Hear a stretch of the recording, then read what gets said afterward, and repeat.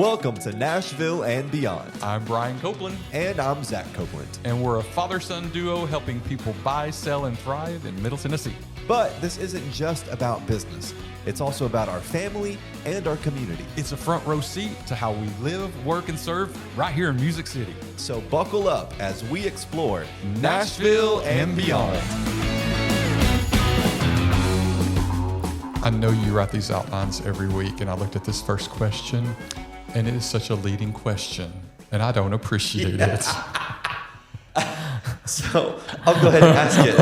I opened this up, and I know what the answer you're is. so hateful. I know what the answer is. But first, what's the episode today? Well, today we're talking about home decor or home decor. I guess it depends on how you pronounce shady. it.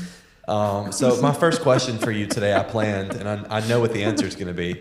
What's one thing in your house right now that doesn't match anything else, but you will never get rid of? And go. You're so shady because you know the answer, and it's like, so when I was like 20-something, there used to be this furniture outlet in Madison, where Madison Suburban Utilities District's next door to it now. Mm-hmm. And they had this orange leather chair that was $30. And now we're sitting here like 30 years later, and that chair is still standing, and I just can't get rid of it. Old Faithful. Old Faithful. And it is the ugliest chair you've ever seen in your life. It has been through several cats' lives because we've had cats, and they've just clawed the crap out of it. And it's just so ugly, but everybody wants to sit in it. Uh-huh. Every single time somebody comes to the house, even a guest, they sit in that chair because it's so comfortable. And I think one day when I am, in my geriatric time or passed on from this life, y'all will have that chair sitting by the casket. We'll have it memorialized. We'll have a framed picture of you in the chair. So, it's the chair. I know. Yeah. Well, everybody's home tells a story, right? Whether it's perfectly styled, whether it's full of knickknacks, or the doilies that people have. Today we're talking about home decor. The good, the bad, and the gloriously weird and strange. Yeah, so let's talk, since you've hit me up, let's talk about you a little bit here. So if you had to describe your home decor style, and I've seen your home, so I'm very interested to hear what you think your style is. Yeah. What do you think it is? For me, it's a mixture between mid-century modern and a little bit of, I would say, maximalist. When I look at the gallery wall that I have, right when you walk in my front door, I've got this gallery wall that has all different kinds of frames and family pictures and art, and some of it is hideous and some of it is beautiful. And I have this most of it is pictures, but there are some like fabric art as well. And then I also have this gift that y'all got for me, which is this cast bronze rabbit head, and he's got a little monocle, and there's a chain hanging down from it, and it's 3D, and it hangs off the wall. It's the largest piece that I have there.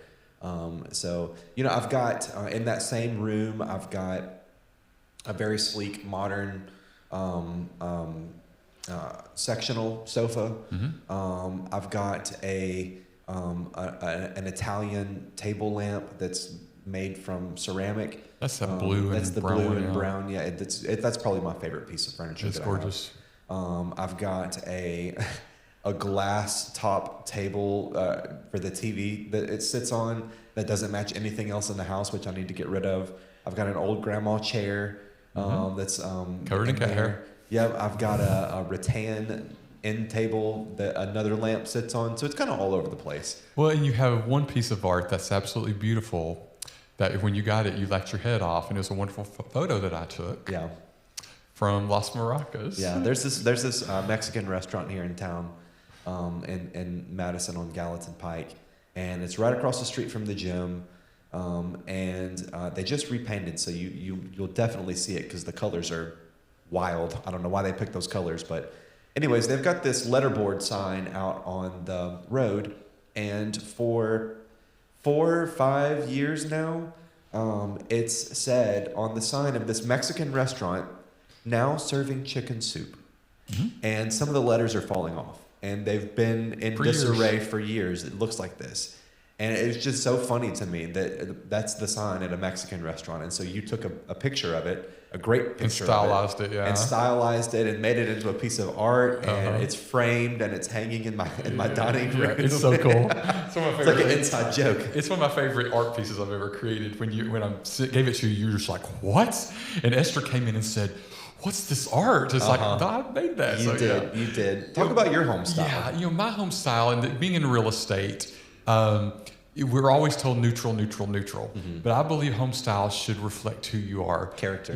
When you're selling a home, and we'll talk about this later, it's got to reflect everyone at that point. But for me, I'm not afraid of color anymore. I used to be so scared of color. Everything had to be, neutral and go together. For me, I look at all pieces of art as a neutral.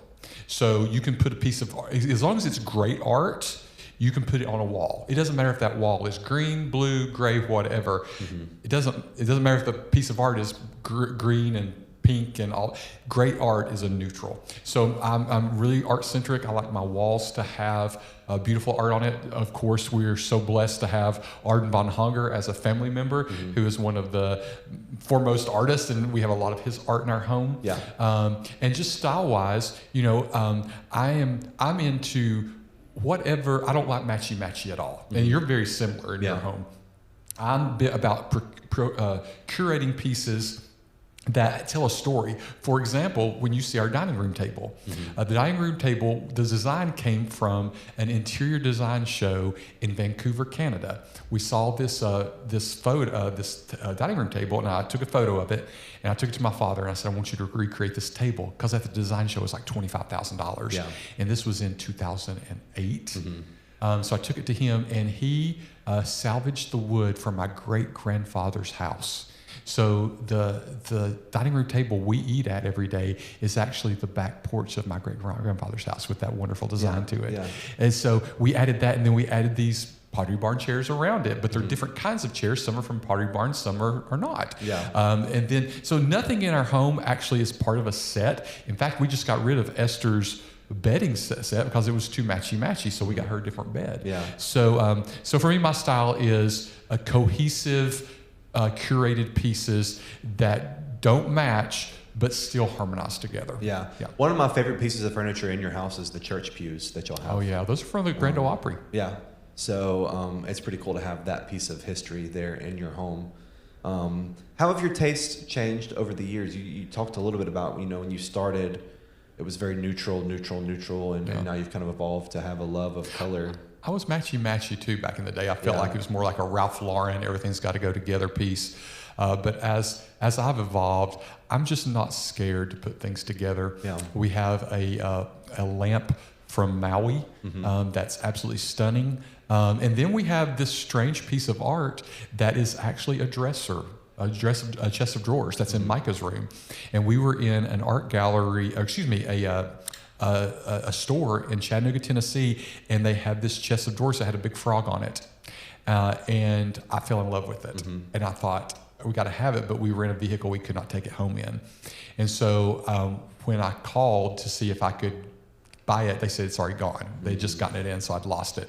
Well, didn't know, but Greg had called my friend Brandy and said, will you go down there and get it? And so, I would have never purchased anything like that before when I was in my 20s or 30s because it was too eccentric or too eclectic. But now it's a piece, and even Micah's like, this will never, ever leave this house. I love your peacock table, too. You love my what? I love your peacock table, too. Oh, gosh, we forgot of the peacock table. Yeah, the peacock table. Yeah, so it's just, and it weighs, about 125 pounds. And the wagon wheel you have there? Yeah, that's actually from an old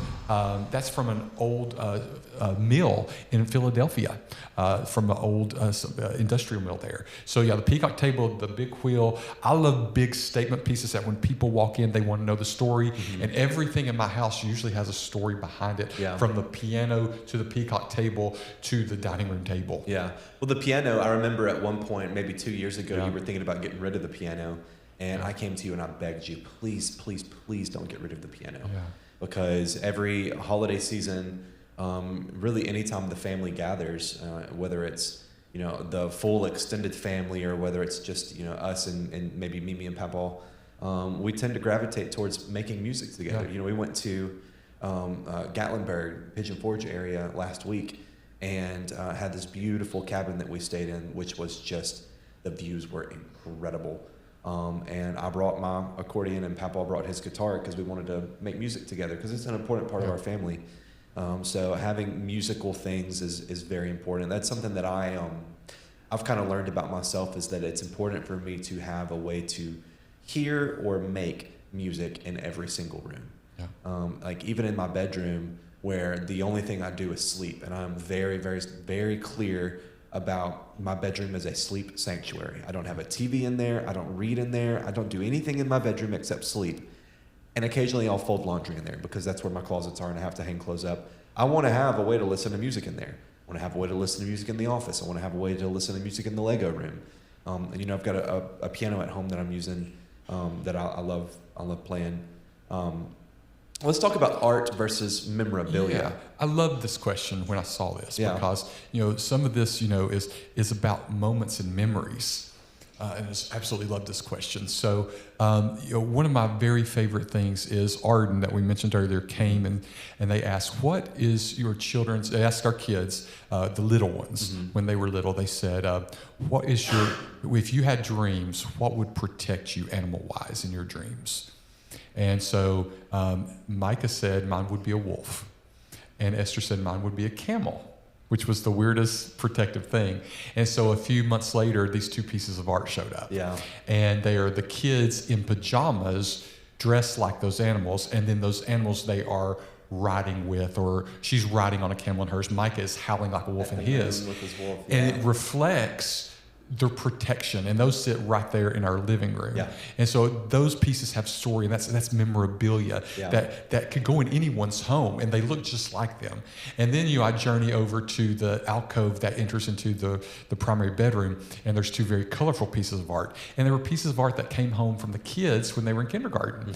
And I saw them, and I'm like, these are just really cool, and if you framed them, they would look really great. So now I've got, and I don't have a refrigerator full of kids' art, but I've got this really cool art on the walls there. And then if you journey down the hallway, you're going to see the christening gown for Esther and the baptismal suit for Micah that's framed up in the photos there. But then I'm also real big about memories, and we'll be at Christmas before you know it. But I was really attached to the kids' clothes growing up when they were babies. I loved all those. And again, I didn't have you when you were a baby because you would be represented there too. But I had a hard time getting rid of their clothes. Yeah. And so I couldn't keep them. But I wanted to have a permanent memory of them. So what I did is I took pieces of those clothings and remnants and I stuffed them in clear Christmas ornaments. And so one of my favorites was Micah's rainbow sweater that he wore all the time, and there's a photo shoot with him in it. And I stuffed that sweater inside that globe ornament, and then I got that from a craft store, a little bitty frame that's only about a few centimeters by a few centimeters, and I put a picture of him wearing that outfit in there, and it hangs on the tree every year. So we've probably got 20, 30 ornaments of the kids' clothing on the Christmas tree too. Yeah. So I believe that memorabilia matters in design. Yeah. You want your home to reflect who you are when you're living there. Obviously, when you're going to sell, you don't. But when you're living there, you're not living to sell your home. Yeah. You're living in your home to enjoy the home. So I'm real big about, as I said earlier, I want stories inside my home. I want the things on the wall to have a story. I will let something sit bare for a long time before. I'm not just going to run out to Home Goods or whatever to buy something. Yeah. I want to say, okay, we're going to be taking a trip to Colorado, and specifically, I'm going to look for something on this trip that could fit that space. Yeah. If I don't find it, I'll continue to wait because I do believe that memories matter in home design. Yeah, for me, I've got at my house, we went to RuPaul's Drag Con, and I'm obsessed with RuPaul. I also like Legos. I also like Harry Potter. So, I've got a lot of RuPaul memorabilia and collectibles in a room that's up on the wall. I got these shadow boxes for T-shirts that we got while we were there at RuPaul's Drag Con, and have those framed up in shadow boxes. And I've got obviously tons of Legos around. I like the architecture sets, which are almost art pieces because they're like miniature versions of famous places.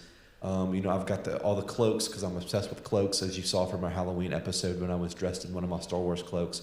I'm gonna get mannequins for those and have those cloaks hung up on the mannequins, and then get pictures from the times where we were there, the Harry Potter photo shoot that we did, and have those mounted above the mannequins so that it's there and it's a story. One thing you didn't talk about that I'm surprised you didn't talk about, and it's one of my favorite things at your house because it's something that all three of the kids have, and it is letters from the sitting presidents. Right, that's right. That we got from our adoption. Can you talk about those a little bit? Yeah, so at the very end of the hallway, when you get to the end of the bedrooms, you've got two. You got the one for Micah's adoption and Esther's adoption, which was both under President Obama, and then your adoption was under President Biden.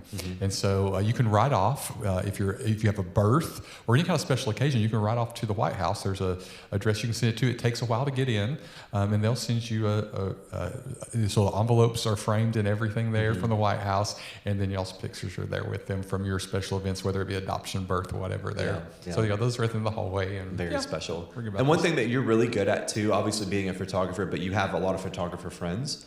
Shout out Molly, and Kim Lancaster and Ashley, and shout out Ashley.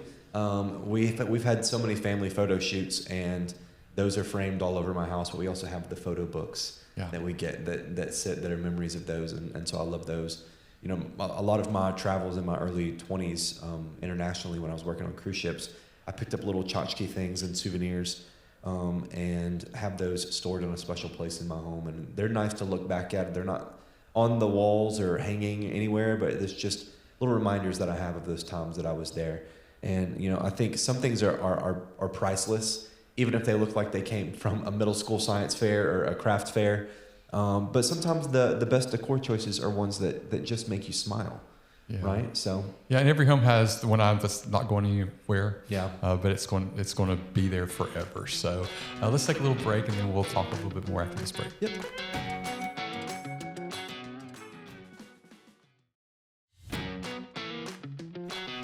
All right. So let's talk about home decor when it's time to sell.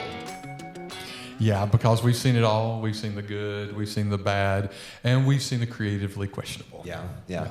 You know, when you're showing a home, decor can really make or break the experience.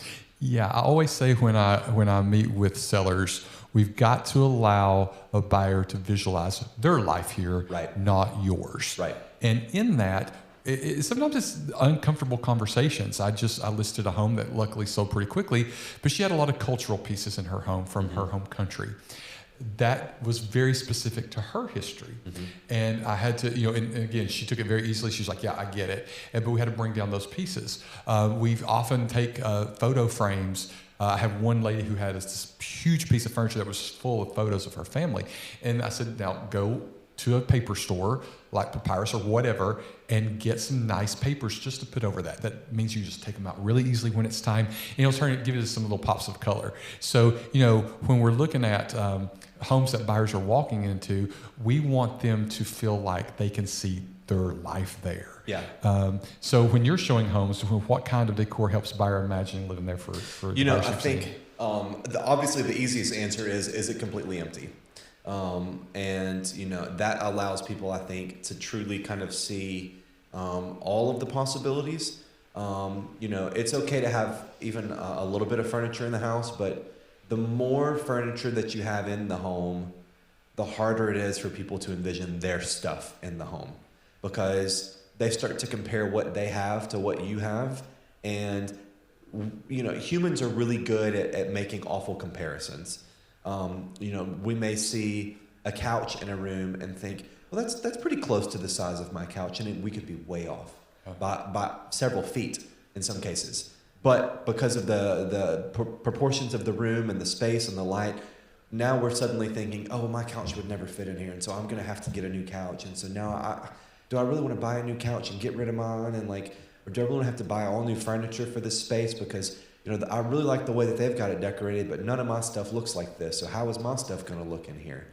You have to understand as a seller, buyers, they don't get to do this, but maybe once every 5, 7, 10 years. Yeah. So they're taking their time and they're looking for the story in your home.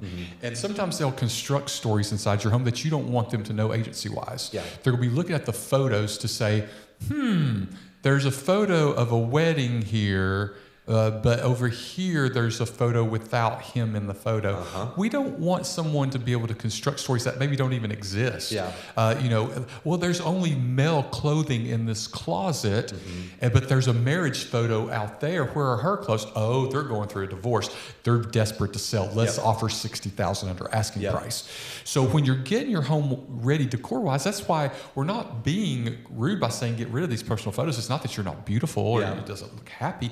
It's the fact that we don't want people to construct a story that perhaps can hurt your negotiation pieces also there. Yeah, I had a seller that I worked with up in Clarksville recently, and the seller was an older woman, and she had recently lost her husband after many, many years, and you could tell based on some of the pictures in the house that were still up on the walls, where there were big giant family photos. You would see a matriarch and a patriarch in some of the pictures, and then a few pictures down the hallway, suddenly the patriarch's gone, and it's just the matriarch. And you, as a buyer walking in, you can start to really easily put together, oh, this person's selling because there's lots of memories here, but they're ready to move on to the next chapter. And like you said, I could offer under asking because I know that they'll take it because it's clear that they just want to get out. So the other thing too is when we talk about home decor, let's talk about scents, and not just that sense, but all of the senses. When you walk into a home and it's super hot or super cold, when you walk into a home and you can immediately tell that they have pets or that they've been baking. What's worse is when you can tell that they're using something to cover up the smell of something else, and it just smells like both things in the end instead of the thing that they're trying to mask. So what are some experiences like that that you've had? Well, for me, it's about again, neutralizing the home. And this is the hardest conversations to have with people. And they're always like, Brian, you're so good at these conversations. But sometimes they can be really rude because you may be very passionate about something. You may love Lego, for example. And I have to look at you and say, Zach, we're listing this home and we can have all these Lego pieces around here. And that's hard for you to hear because Lego is a piece of art to you. But for someone else, they're going to say, why has he got toys all over the house? Walking into a home on both political spectrums and faith-based spectrums. When we walk in and there's art all over the walls about a certain faith that you believe, when we don't know if that buyer's going to come in and they're not a part of that faith and they don't see themselves in that home because of it. I've walked into homes on both sides of the political spectrum, and I have seen monuments to President Obama, and I have seen altars and MAGA stuff on throughout the house. And in those situations, your goal is not to show your political stance and your goal is to sell your home. Right. And so when someone is so passionate on either side of the aisle of politics or faith, to have that talk as a neutral party is tough to have because they think you're just saying that because you don't like XYZ president or you're not a member of this faith or whatever. No, I'm saying it because I want everyone to visualize that home. So that's always a really big challenge for me. It's also hard for me when it's not hard for me because I do it all the time, but I think it's hard for many people to go in and have those hard talks about memory pieces, large pieces of furniture. I've had urn situations where people have had the ashes of a loved one on the counter or on the bedside table, and having those difficult talks with someone. Those are all parts of home decor for them, but for others, it's just not a good situation.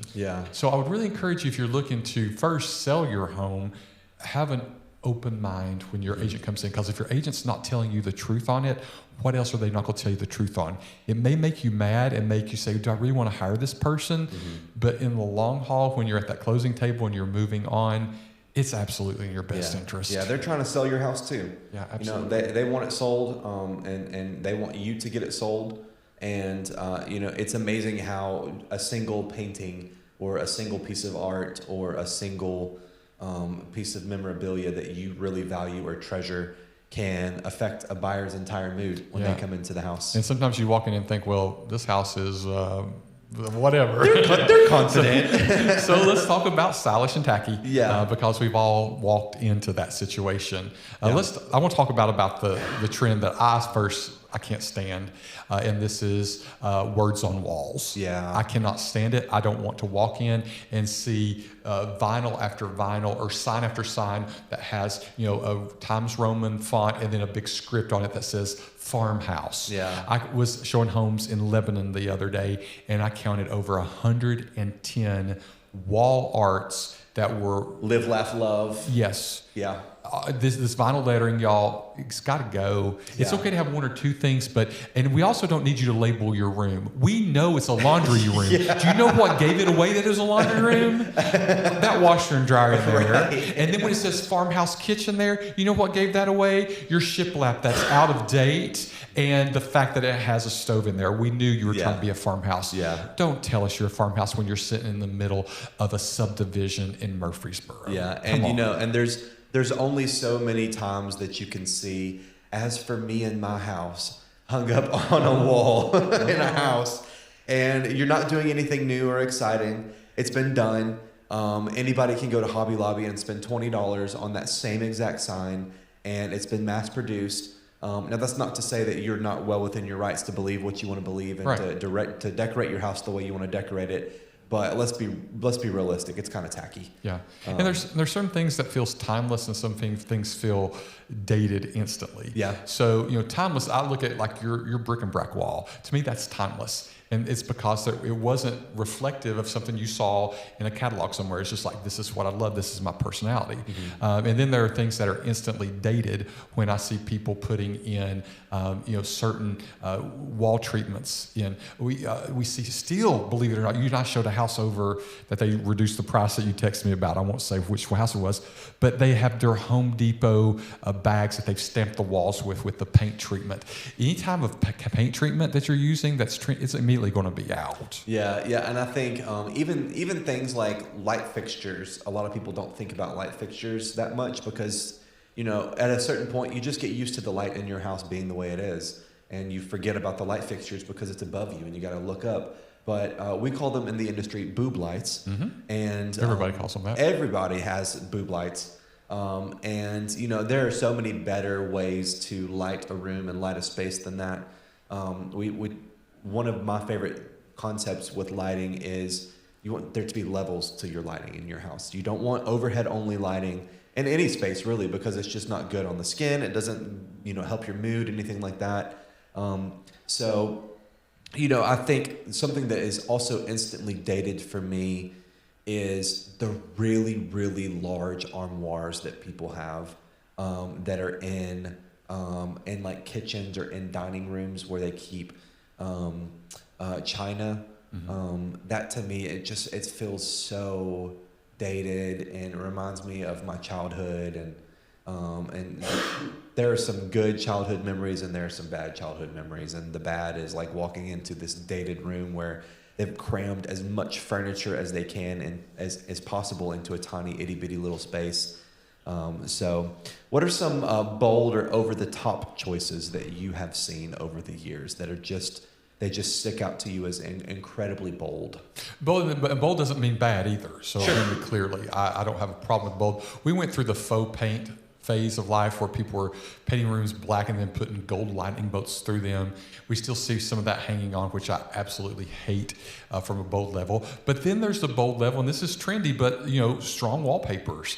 I've always loved wallpaper, and I love walking into a bathroom that's got some tropical paper on the back of it that's got a mixture of greens and pinks and blues. I love that color. And while yes, that's trendy, you can cover over it.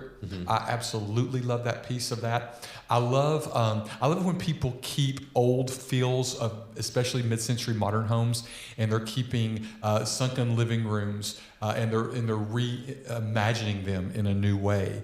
I can't stand scalloping in kitchens above sinks. I'll always say take that out. I can't stand it. I've got that in mind. Yeah, I just need to knock it down. It's just there. Yeah, I'm redoing my kitchen. Yeah, it just takes time. I'm not a fan of the bathtub inside of the shower that we're seeing a lot in design trends. Yeah. Like a wet room kind of. Yeah, I'm not a big fan of that. I am a big fan of big, bold showers, but I don't want the bathtub in there. So that's something I've gotten a little bit little bit put out with. I'm absolutely put out with all the gray everywhere. Yeah. In new construction. Millennial gray. Yeah, not too much. What are some things that you maybe secretly love but that are very gaudy? Do you have anything like that? Yeah, I'm a big fan of accessory pieces that are over the top in a room, and you see that throughout our house. Yeah. We talked about the wheel earlier. It takes up the whole wall, but people are like, "Tell me about that." It came from a huge house that we used to own that had big walls, and now it's on the small wall. So I like something that is really going to not be attached to the wall, but that's going to accentuate it in a different way. I always dreamed of having an old wooden canoe hanging from the ceiling. Okay. I Cracker Barrel. Yeah, totally. Love that feel. We talked about the Opry benches there and that feel. I'm always looking for those wow statement pieces, and when I see statement pieces in homes, those really, really wow me. Do you have any? Actually, I really like having runners. I love hardwood floors, but I love the idea of, like, if you've ever been to Turkey or seen Turkish influence in design or boho influence in design, they like to layer rugs, and that can feel very gaudy, especially when you've got all these conflicting patterns on the floor. But it feels so good under your feet. And having runners feels good under your feet instead of walking on a. Yeah. And I actually really like the faux fur carpets and rugs that people put down next to their beds and stuff. I love those because it feels good when you wake up in the morning and the first thing your feet hit is polar bear fur. When you and I were decorating the kids' room at church, we went to this cheapo store that you would see on the side of the road and be like, I'm not going in there, but we needed rugs really fast. We went in there and found these amazing rugs that are colorful, and you just want to lay on them and make snow angels. And everybody that comes into that room now at the church, they go, where did this come from? And you and I just both giggle because it's gaudy. Yeah. It is shaggy, but it is amazing. Yeah, the place that we got those rugs from, they sell the kind of mirrored furniture. Yeah, they sell the kind of bedroom sets that you would expect someone to receive or use as a prop at a quinceañera, perhaps, or to be in a an oil sheik's mansion. They're just over the top, gaudy ornations and intricate designs and flowy patterns and all that kind of stuff. So they sell a lot of that kind of furniture, and couches that are bedazzled. So yeah, lots of sequins, lots of mirrors, something that we would see super tacky, gaudy, but man, absolutely loved it. It's a huge statement pieces. We've talked a lot of things about the things we love, the things we've seen, and the things that maybe we wish we hadn't. But when we come back, let's talk a little about home decor, actually what it says about who we are.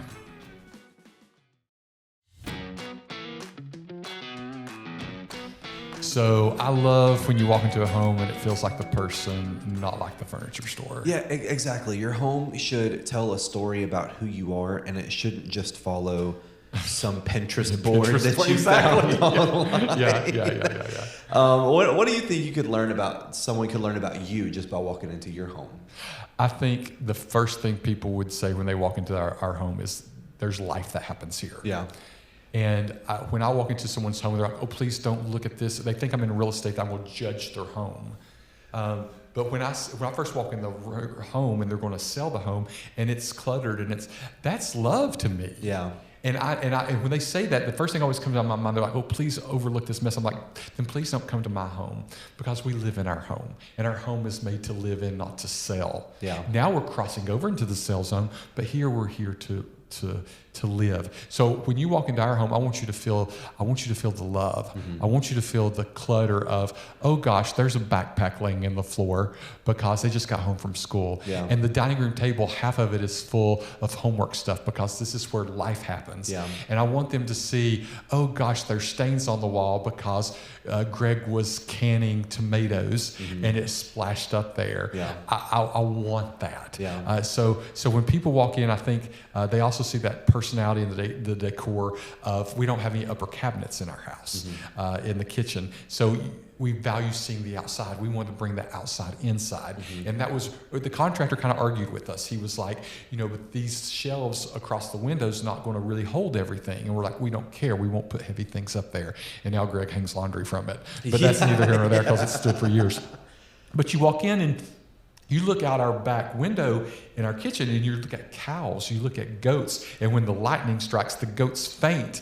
And, you see the chicken house, you see all these pieces that are life. In the garden. Yes, and I believe that home should reflect every part of your life. You look out the front window, you see tractor tracks and all those things. And so that's where our personality shows up in our decor. And before you answer, when I go into your house, I know the personality that shows up in your decor is creativity. Yeah. Would you agree with that? Yeah, I think so. I think, I have such a creative personality, and I do like creating things. Following through is another problem that we're working through. Right. But I like to dream, and I like to vision, and I like to create. And so in just about every space in my home, there is some reference to or object of creation. And whether that is accordions, keyboards, computers, Legos, crafts, spaces to shoot content with. I have like a recording studio set up at home almost, with these big, lights and green screen and all that kind of stuff. And so yeah, creating is definitely important to me. One of the things that I am thinking about my home right now, I don't think I've ever actually thought about, what do people think about you when they walk into your home? And I think probably people would assume that I like to be cozy and that I like to nest, which are definitely very true things about me, because there are lots of comfortable, intimate spaces in my home. Whereas your home you've got this massive open concept in the main living area that is all about togetherness, and that it reads that it's about togetherness and about community and about hosting and entertaining. And I think my space reads cozy and intimate and a little more understated in that sense. Does that make sense to you? You think I'm on base there? Yeah, and I think styles evolve with stages of life. Yeah. We had the homework room because during COVID, the kids had to do their homework in there. So we went and we painted these walls this nice icy blue to give it a nice instructional piece. We had a white furniture in there for their desk and their drawers and all that stuff. Well, they don't do homework there anymore. Yeah. They're doing a lot of homework on their computer and at the dining room table. They're doing it at school. So that homework room became my yoga room. Yeah. So now it's got a peppermint diffuser in there. It's got a special lighting system that I turned to blue. The whole floor is full of yoga mat cork substance where I can do my downward dog without falling. And everyone knows you don't step on my mats when you go get the printing off the printer in there. But that was a life change for us. I had something similar like that. Whenever I was at the house next to the church, I was convinced that I needed a guest bedroom. Absolutely convinced that I had to have a guest bedroom, and even had a second bedroom set in that room. And then I moved over to my new house where I'm at now, and reality hit me, and I'm like, I don't have guests. Right. I've not got people traveling across the country to come see me and hang out at my house. And so now it's an office. Yeah. Well, that's the amazing thing about selling houses. People will say, I have to have a dining room. And you're like, well, how often are you entertaining guests? And they're like, well, never. And then you ask why. Well, they always just had one. Yeah. Or I had one that said, I have to have a tub, and it has to have jets in it. And the spouse of the person said, you never got in it. Yeah. And they're like, well, I want to have it. Yet they couldn't find the house they wanted because of these preconceived notions. So we had that changed with time. A lot of people still live in this, I have to have a lot of storage, yet they're empty nesters and they're wanting to downsize. Yet they're hanging on to stuff and they're like, well, storage is a priority when they're needing to get rid of everything. Anyway, so, it's part of our job also in real estate is to help guide you through lifestyle changes. And also to help you say, as we enter this next chapter of life, what does that look like for you? What is really truly important to you? Especially, I think, when you have First-time home buyers, this can be, kind of something that prevents them from pulling the trigger, is thinking that they need a lot more space and a lot more functionality than they need at this point in life.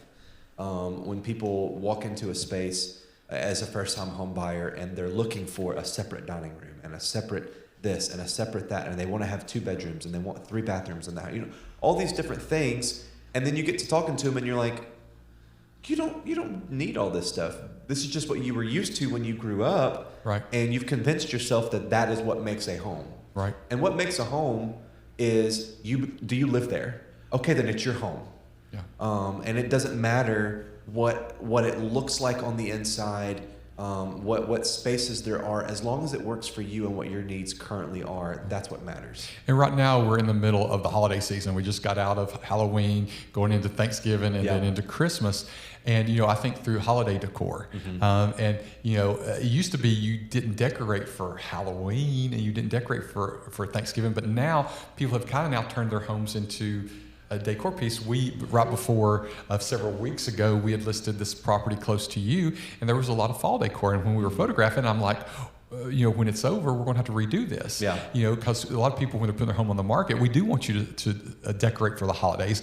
But understand, if your agent's not updating those photos and you have a tree in the middle of it and it's February, and if you're listening to this podcast, if you're listening to this podcast and it's February and your home hasn't sold and there's a Christmas tree in your photo, you need to talk to your agent about getting that changed out. Yeah, and getting that changed out. But for me, the holiday time is about decorating. When it was Halloween a few weeks ago, we have our big stand-up skeletons outside, and the kids want to bring out all the decor, and then we go. They want you to bring out all the decor. They want me to bring the decor. But I don't do the whole harvest decor inside the home for the Thanksgiving time. It's just too much. I skip straight to Christmas. That's a different episode. I skip straight to Christmas. I want my home to be completely decked out. I call it decking the falls and decking the halls. Yeah. Because we deck in the fall and then we deck in the Christmas season. So I've got my Christmas village. I'm a huge Christmas village fan. Don't get them out every year because it's a whole lot of work. Yeah. I'm a big tree person, so each of you kids have your own tree with your own themes. I've tried to change Micah's. He's always had this farm tree, and I've tried to evolve it for him, but he always wants his farm tree every year. Yeah. So the house that I grew up in had when I lived in Grapevine, my birth family built a house from the ground up, got a construction loan for it, did all that kind of stuff out in the middle of the country on a dirt road that was a mile long, and we had an attic that was about 800 square feet, unfinished attic, and every single season of the year, and I think a little bit of this has to do with the fact that my mother was an educator, and so she was used to decorating classrooms for different seasons throughout the year. But in our home, every season we had to bring down boxes and boxes and boxes of the large, like plastic storage totes that would have different decorations for the season. Christmas, we had 14 Christmas trees in our house. All of them were themed differently. We can talk about that in the Christmas episode. Yeah, we should talk about that in the Christmas episode. That's a good idea. I grew up with every season has decorations, and I'm not that way. I don't even really decorate for Christmas. Yeah. I mean, I may get a cat tree. You're at our house the whole time. Yeah, I'm at y'all's house the whole time. And that's a whole other thing that we didn't talk about that I realized just now we didn't talk about is pet owners and how that influences home decor and the choices that you make. But we'll talk about pets on another episode too. I think that would be a good episode. So where's the line between comfort and style for you? Comfort and style. I think comfort is going to be in more intimate spaces in your home.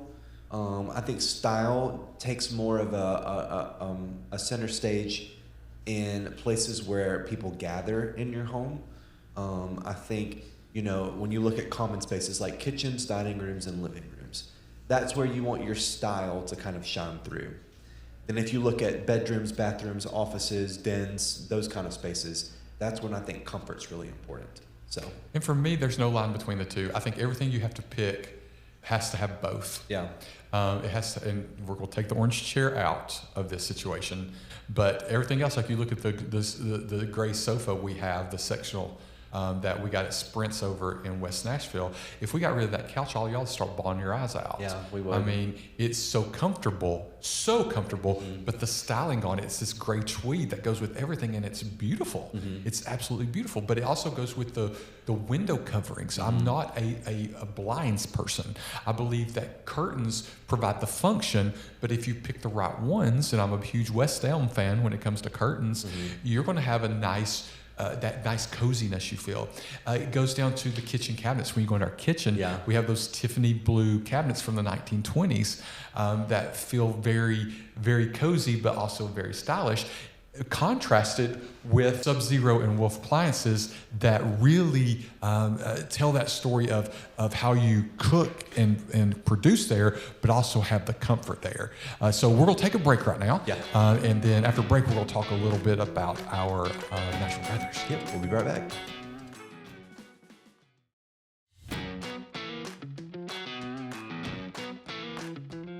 Okay, so we've talked a lot about design pieces and our styles and real estate here. Let's talk a little about Nashville Brothers, and this is going to be for you today. Okay. And this is tough because this does have your home in it. Okay. So would you rather have, and you can only have either or. You can't have both. You have to pick. Would you rather have a home that is completely within the period of style that it's in, with the cedar walls and that cedar paneling inside, kitchen cabinets that are like barn doors, that kind of thing, that were original to the home? Or would you have, you can't blend the two, or would you rather have everything redone with those walls painted over, new kitchen cabinets, all that stuff, and no pieces of mid-century modern at all allowed in it? I would go new construction. Yeah, I would go brand new, completely redo everything, because I think there are ways to add charm and callbacks to specific periods in some of the furniture choices that you make, and in some of the color choices that you make. There are traditional colors.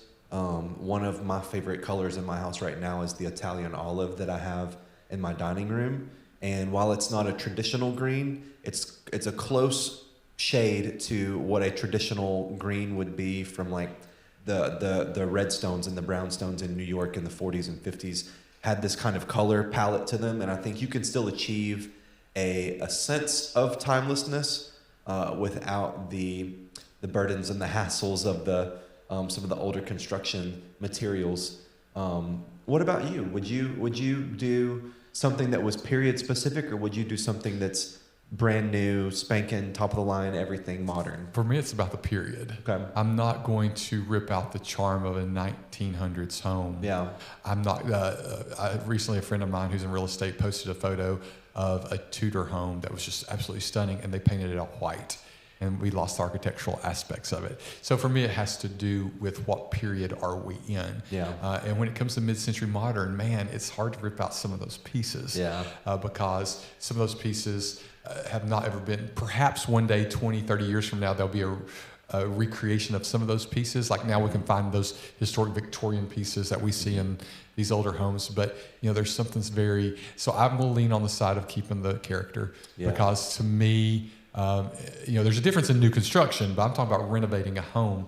There's something about keeping those pieces there. You still see callbacks in our home when we have updated things to still call back to those 1950s. You see them in your home. Yeah. My rather's going to always, I'd rather keep the older tacky than get rid of it and wipe out that history. I think my favorite house that is a blend of the two, that we've been in several times, that people from our church have been in several times, is Kevin's old house. Oh yes, over on Petway in East Nashville.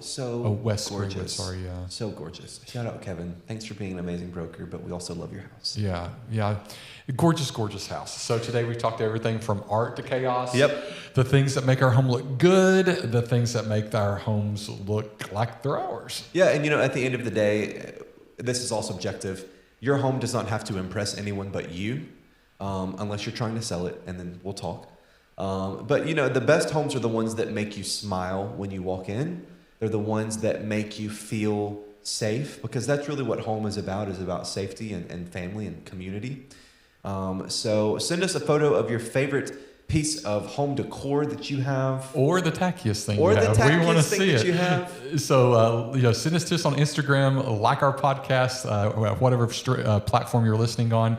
Give us those 5 stars, and we will see you next time on Nashville and Beyond. Thanks. This podcast is for educational and entertainment purposes only. It does not constitute legal, financial, or real estate advice. Listeners should always consult licensed professionals for guidance specific to their situation. Brian and Zach Copeland are licensed real estate agents with Compass 615-522-5100. Kevin Kennerson, MLS number 171733 with Lending Hand Mortgage, is the executive producer. Engineer Mike Reeves. Music Dusty Boots by Eco Leaks. Nashville and Beyond. Copyright 2025.